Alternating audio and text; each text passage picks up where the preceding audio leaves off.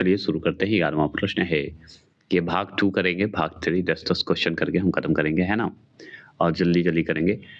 11वां प्रश्न है, जहाँ तक कृषि मंत्रालय के सरकारी वर्गीकरण का संबंध है, भारत में कितने सूक्ष्म कृषि जलवायु क्षेत्र हैं? बताइएगा, जहाँ तक अगर कृषि मंत्रालय के सरकारी वर्गीकरण का संबंध है, भारत के कितने सूक्ष्म कृषि जलवायु क्षेत्र हैं? बताइएगा, कितने हैं? तो हम बताएँगे ऑप्शन नंबर सी 127 हैं। कितने हैं? 127 हैं। ये ज़रूर ध्यान रखिए, हम जानते हैं इसके बारे में तो सुनिए। कृषि मौसम विभाग के अनुसार भारत में कुल 127 सूक्ष्म कृषि जलवायु क्षेत्र हैं। कितने हैं? सूक्ष्म कृषि जलवायु क्षेत्र हैं 127, ठीक है? जबकि 15 मुख्य जो है बृहद कृषि जलवायु प्रदेश है। मतलब 15 मुख्य बृहद कृषि जलवायु प्रदेश है। याद रखिए, मुख्य रूप से अगर देखा जाए बड़े स्तर पर तो 15 वो है, ठीक है? और टोटल 127 है। ये आप जानते हैं कृषि मौसम विभाग के अनुसार भारत में जलवायु क्षेत्र मतलब क्लाइमेट ज़ोन। बात है कि इसका प्रमुख आधार क्या है पता है? आधार यही है कि विशेष रूप से यही हुआ है कि भौतिकी दशाओं के साथ-साथ भौतिकी दशाओं मतलब फिजिकल दशाओं के साथ-साथ क्या हुआ है कि इसे अपनाया गया है, मतलब कृषि विधि को अपनाया गया है। तो भौतिकी दशाओं के साथ-साथ वहाँ अपनाई जा रही कृषि विधियाँ इम्पोर्टेंट है। तो 12वां प्रश्न है कि निम्नलिखित में कौन-सी मिट्टी चाय बागानों के लिए उपयुक्त है? निम्नलिखित में से कौन-सी मिट्टी जो है चाय बागानों के लिए उपयुक्त है? तो वो है हमारा ऑप्शन नंबर ए अम्लीय है। क्या है? अम्लीय है। अब अम्लीय है तो चलिए हम इसके बारे में हम जानते हैं। तो जानते हैं तो कैसे जानते हैं? तो देखिए, चाय एक उष्ण एवं उपोष्ण कटिबंधीय पौधा है। तो चाय कैसा है? उष्ण तो है ही, उष्ण कटिबंधीय तो है ही, उपोष्ण कटिबंधीय पौधा दोनों है, उष्ण और उपोष्ण कटिबंधीय पौधा है। इस पे मैंने सवाल भी करवाया था ज्योग्राफी का, ये ध्यान रखिएगा। इसके उत्पादन के लिए जो है 25 डिग्री से लेके 30 डिग्री सेल्सियस तापमान तथा 200 से 250 सेमी वार्षिक वर्षा आवश्यक है। समझ गए? मतलब 25 डिग्री से 30 डिग्री सेल्सियस तो तापमान होना ही चाहिए सेल्सियस में चाय के लिए। और सबसे बड़ी बात है कि वार्षिक वर्षा भी आवश्यक है। वार्षिक वर्षा मतलब 200 से 250 वार्षिक वर्षा होना चाहिए सेमी में, ठीक है? तो उपयुक्त है वो। अब चलिए इसकी बात करते हैं, तो इसकी कृषि के लिए अगर हम बात करें, चाय की कृषि के लिए बात करें तो गहरी सुप्रवाहित गहरी होनी चाहिए, सुप्रवाहित होनी चाहिए, अम्लीय होनी चाहिए एवं उर्वरक मिट्टी की आवश्यकता होती है। मतलब गहरी हो, सुप्रवाहित हो, अम्लीय हो एवं उर्वरक मिट्टी की आवश्यकता होती है, ये हम जानते हैं। जिसमें क्या होना चाहिए? क्या-क्या मिलना होना चाहिए? फास्फोरस होना चाहिए, पोटाश होना चाहिए, ठीक है? लुआस भी होना आवश्यक है और ह्यूमस तो होना ही चाहिए। तो लुआस, ह्यूमस पर्याप्त मात्रा में होनी चाहिए चाय के लिए। फास्फोरस याद रखिएगा, पोटाश याद रखिएगा। पूछ देता है कि चाय में चाय जब उगाने जाते हैं तो उसमें क्या-क्या चाहिए? तो फास्फोरस उसके अंदर होना चाहिए, मिट्टी के अंदर फास्फोरस, पोटाश और लुआस और ह्यूमस प्राप्त होना पर्याप्त मात्रा में होना चाहिए, तभी होगा उस मिट्टी में। ठीक है? दार्जिलिंग जो है एवं नीलगिरी की पहाड़ियाँ अपनी चाय बागानों के लिए प्रसिद्ध है। तो दार्जिलिंग भी है और नीलगिरी की पहाड़ियाँ भी प्रसिद्ध हैं। हम जानते हैं और बहुत ही इम्पोर्टेंट है, तो याद रखिएगा। अब चलते हैं हम लोग 13वां प्रश्न की बात करते हैं। 13वां प्रश्न क्या है सुनिए। निम्न में से किसे जंगल की आग कहा जाता है? तो किसे जंगल की आग कहा जाता है ये बताइए 13वां प्रश्न का। तो ये ऑप्शन नंबर सी को कहा जाता है, ब्यूटिया मोनोस्पर्म को कहा जाता है। तो ब्यूटिया मोनोस्पर्म को क्या कहा जाता है? जंगल की आग कहा जाता है। अब क्यों कहा जाता है हम चलिए जानते हैं। तो देखिए, ब्यूटिया मोनोस्पर्म को ही कहा जाता है पलाश। क्या कहते हैं? पलाश। और पलाश याद रखिएगा, पलाश कहा जाता है। तो पलाश नामक वृक्ष के लाल रंग के आकर्षक फूलों के कारण इसे जंगल की आग मतलब फ्लेम ऑफ द फॉरेस्ट भी कहा जाता है। ठीक है? पलाश के फूल जो होते हैं, पलाश के फूल को उत्तर प्रदेश का राजकीय पुष्प घोषित किया गया है। तो पलाश जो है हमारा उत्तर प्रदेश का क्या है? राजकीय पुष्प है। समझ गए? 14 प्रश्न की बात करते हैं।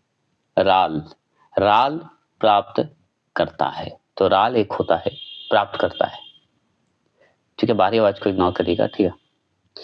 राल प्राप्त होता है तो ऑप्शन नंबर ए चीड़ के पेड़ से, चीड़ के वृक्ष से प्राप्त होता है। चीड़, ठीक है। अब इसके बारे में चलिए जानते हैं। तो सुनिए, हम बता देते हैं कि राल जो है गोंद के समान एक होता है, गोंद जैसा होता है राल। अब गोंद जैसा होता है मतलब कि हाइड्रोकार्बन युक्त द्रव होता है वो। कैसा होता है? हाइड्रोकार्बन द्रव जैसा युक्त द्रव है, याद रखिएगा, जो कि वृक्षों की छाल एवं लकड़ियों से प्राप्त होता है। तो वृक्ष से कहिए या लकड़ी से कहिए, उसके छाल से प्राप्त होता है, बस इतना जान लीजिए। अब अन्य वृक्षों की तुलना में अगर देखा जाए ना, तो सबसे ज्यादा अगर राल प्राप्त करने की बात हो तो चीड़ से होता है, ठीक है, चीड़ के वृक्ष से होता है।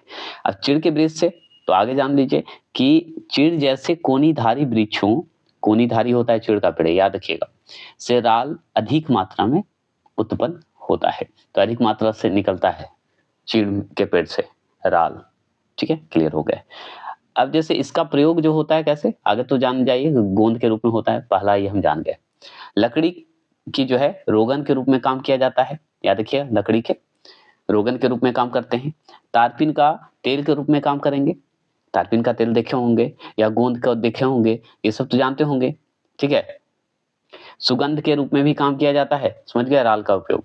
अगरबत्ती जो बनाते हैं हम लोग, अगरबत्ती को चिपकाने में काम आता है, देखते हैं अगरबत्ती बनता है तो चिपकता कैसे है अगरबत्ती, तो वो है अगरबत्ती बनाने में किया जाता है। ये सब चीज बनाने में जो है किया जाता है हमारा राल का प्रयोग, क्योंकि द्रव है, गोंद जैसा है, बात खत्म। चलिए आगे चले। 15वां प्रश्न है, जानते हैं 15वां प्रश्न क्या है, सुनिए। भारत का सबसे शुष्क भाग है, तो भारत का सबसे शुष्क भाग कौन सा है? ऑप्शन नंबर ए जैसलमेर, मतलब राजस्थान है। तो भारत का सबसे शुष्क भाग है जैसलमेर, राजस्थान, हम जान गए। आगे सुनिए, भारत में पश्चिमी राजस्थान का, मतलब भारत में पश्चिमी राजस्थान का जैसलमेर सबसे शुष्क क्षेत्र है, जैसलमेर का, जहां 10 सेमी से भी कम वर्षा होती है। कितनी से? 10 सेमी से कम वर्षा होती है। अरावली पर्वतमाला के पश्चिम में स्थित यह क्षेत्र जो है क्या है? विक्षिप्त छाया क्षेत्र में पड़ता है। क्या पड़ता है? विक्षिप्त बोला जाता है, विक्षिप्त बोला जाता है, ठीक है, विक्षिप्त छाया क्षेत्र में पड़ता है, जहां मानसून पवनें नहीं पहुंचती है। 16वां प्रश्न है कि तटीय क्षेत्रों के निकट, तटीय क्षेत्रों के निकट खाली जगह है के कारण रात के समय भूमि पर जो है तापमान कम होता है। तो वो है स्थल समीर, स्थल समीर के कारण। क्या है? स्थल समीर होता है, उसके कारण। समीर मतलब पवन की बात होती है। सुन लीजिए, स्थलीय समीर जो है रात में उत्पन्न होती है। रात में जल की अपेक्षा स्थल शीघ्र ठंडा होता है। तो स्थल जो है शीघ्र ठंडा होता है, ज्यादा जल्दी ठंडा होता है, हो जाता है, ये जान लीजिए।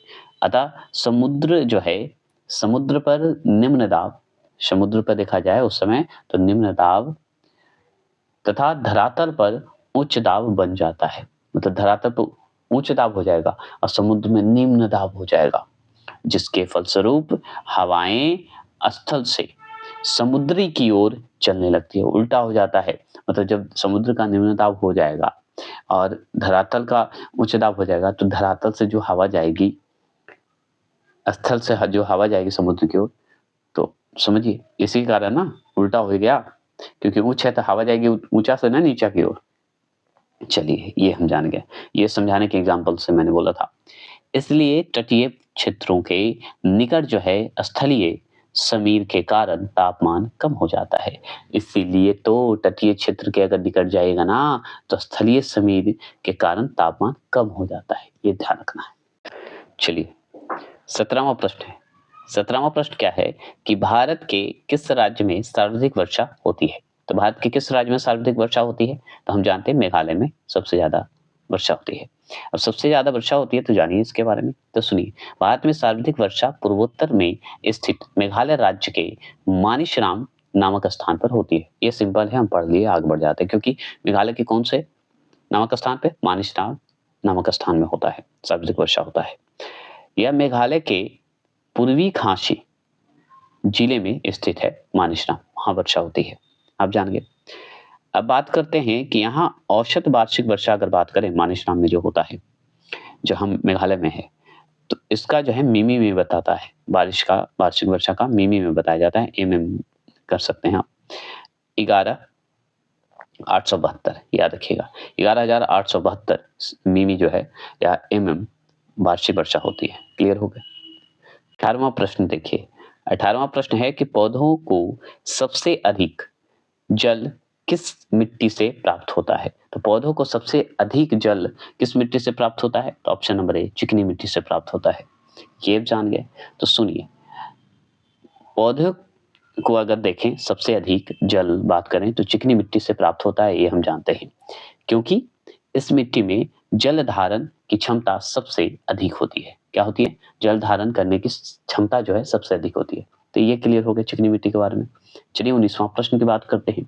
19वां प्रश्न है कि देश की निम्नलिखित मिट्टियों में से किसे स्वतः जुताई की मिट्टी कहा जाता है? मतलब स्वतः जो है, जैसे होता है ना कि आप खेत देखिएगा तो कभी-कभी बंजर होता है, जब तक उसमें हल नहीं चलाएगा तो होगा नहीं। इसी तरह ये बताइए, बिना हल का खेत जो है जुताई जैसी लगती है, तो बताइए जुताई की मिट्टी कहा जाता है किसे? तो ये कहा जाता है कपास की काली मिट्टी को। एकदम काली मिट्टी वैसा ही है, काली मिट्टी को ही, कपास की जो है काली मिट्टी को ही रेगुर मिट्टी कहते हैं, हम जानते हैं, पढ़े हैं। अब चलिए देखिए, यहाँ पे थोड़ा सा मैं कर दिया मिस्टेक।